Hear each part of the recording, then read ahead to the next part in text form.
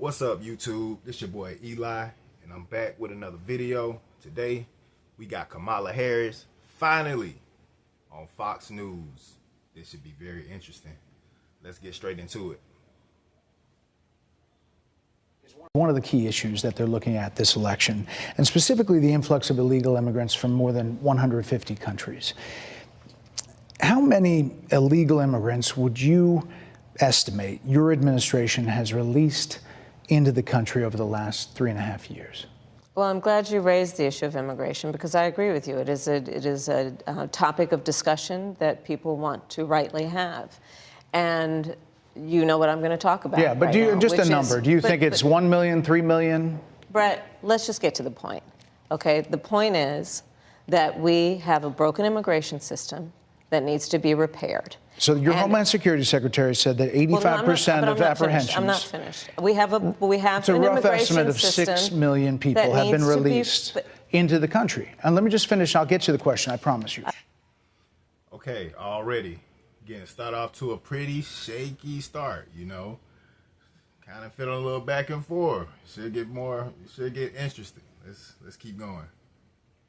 I was beginning to answer. And when you came into office, your administration immediately reversed a number of Trump border policies. Most significantly, the policy that required illegal immigrants to be detained through deportation, either in the U.S. or in Mexico. And you switched that policy. They were released from custody awaiting trial. So instead, included in those were a large number of single men, adult men, who went on to commit heinous crimes. So, looking back, do you regret the decision to terminate Remain in Mexico at the beginning of your administration? At the beginning of our administration, within practically hours of taking the oath, the first bill that we offered Congress, before we worked on infrastructure, before the Inflation Reduction Act, before the CHIPS and Science Act, before the bipartisan Safer Communities Act, the first bill, practically within hours of taking the oath, was a bill to fix our immigration system. Yes, ma'am. It was called the U.S. Citizenship Act of 2021. Exactly. It was essentially a pathway to citizenship for the... Yes, ma'am. May I finish responding, please? But you have to let me finish, You please. had the White House and the House and the Senate, and they didn't bring up that bill. I'm in the middle of responding to the point you're raising, and I'd like to finish. Yes, ma'am. We recognized from day one that, to the point of this being your first question, it is a priority for us as a nation and for the American people. And our focus has been on fixing a problem. And from day one, then, we have done a number of things, including to address our asylum system and put more resources, getting more judges, what we needed to do to tighten up penalties and increase penalties for illegal crossings, what we needed to do to deal with points of entry between border entry points.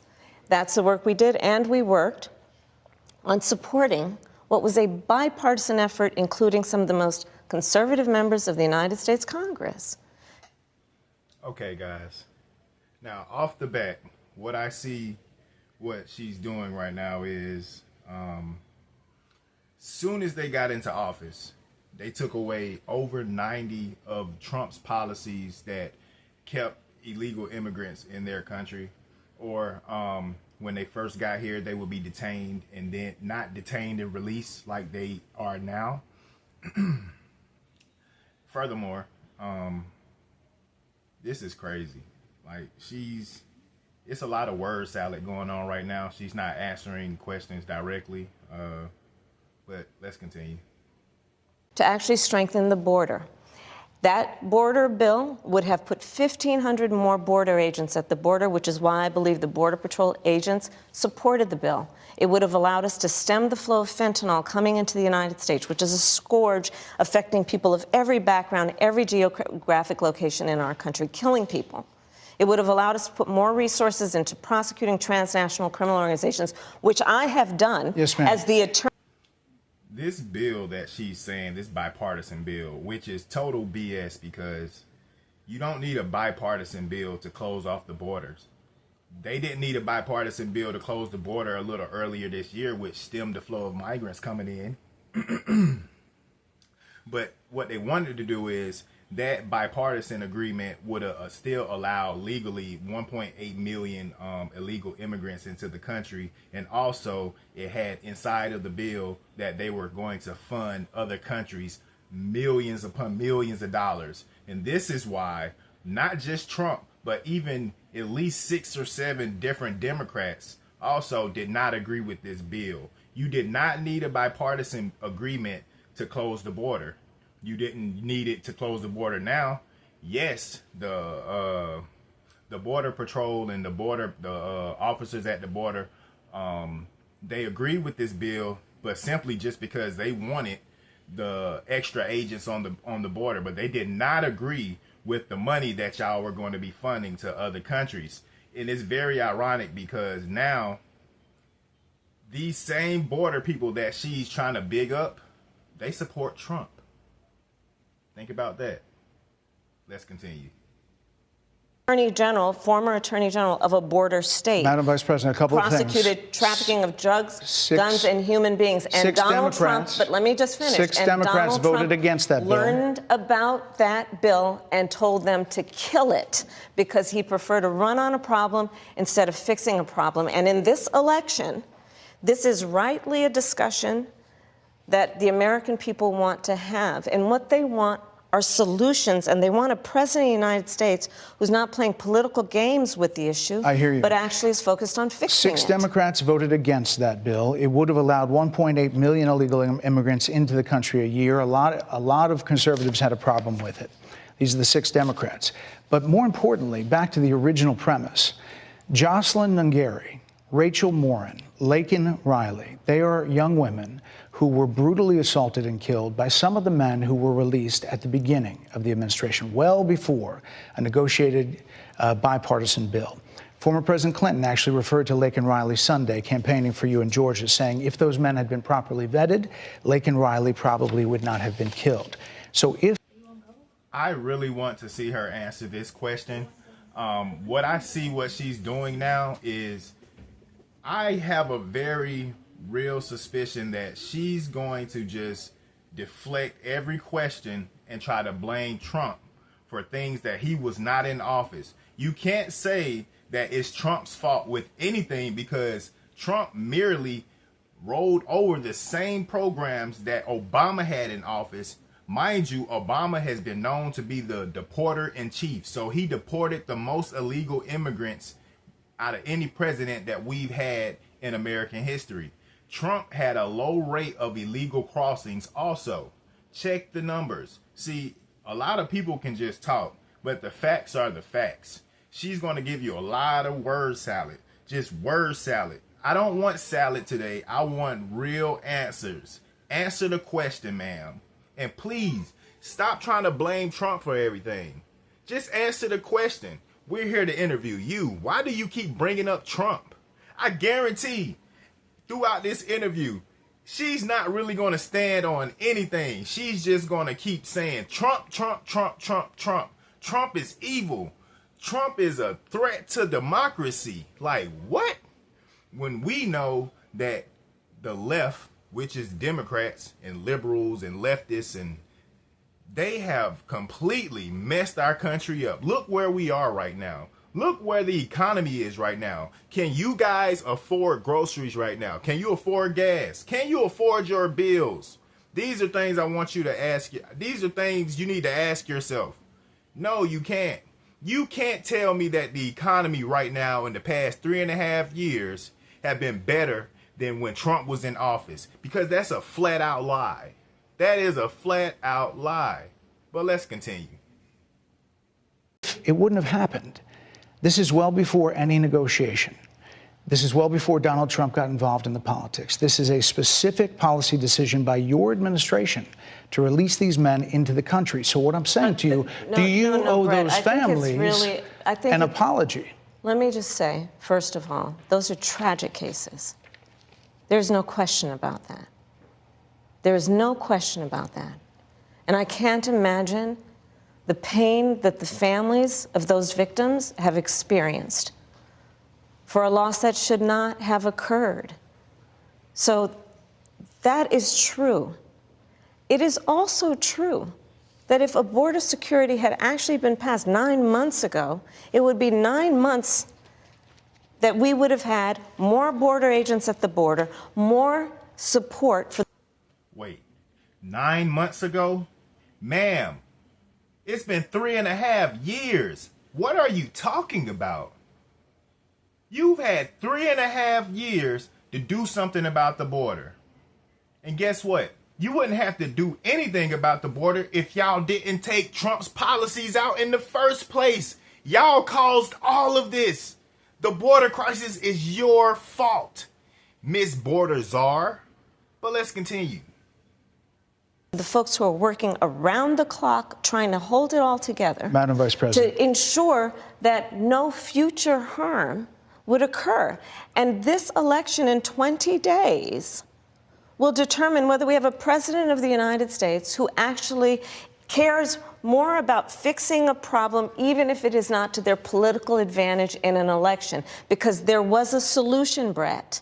Madam Vice President, it was a policy decision in the early part of your administration. I will let one of the mothers talk about it. Take a listen. Because of the Biden-Harris administration open border policies catch and release, they were enrolled in the Alternatives to Detention program. This meant that they were released into the United States. It was not even a full 3 weeks later that they would take my daughter, Jocelyn Nungare's life. I believe the Biden-Harris administration open border policies are responsible for the death of my daughter. That's the early days. So do you owe them an apology is what I'm saying. I will tell you that I am so sorry for her loss. I am so sorry for her loss. Sincerely. But let's talk about what is happening right now with an individual who does not want to participate in solutions. Let's talk about that as well. But do you want to answer in her? all fairness, I told you, I feel awful for what she and her family have experienced. During that time, you said repeatedly that the border was secure. When in your mind did it start becoming a crisis? I think we've had a broken immigration system transcending, by the way, Donald Trump's administration, even before. No, we didn't. Yes, throughout American history, just like any other country, you're going to have illegal immigrants that infiltrate your country. I mean, there's no way around that. But there's policies and things that you can do to prevent these things, in which Obama was very good at. That's one thing I can give him props about, even though in the last video, I was getting on him. But these are one of the good things that Obama did do. He stemmed the flow of immigrants. Hence why they gave him the title Deporter-in-Chief. Trump rolled those policies over and kept it going, keeping the illegal immigrant numbers down. Everything was good.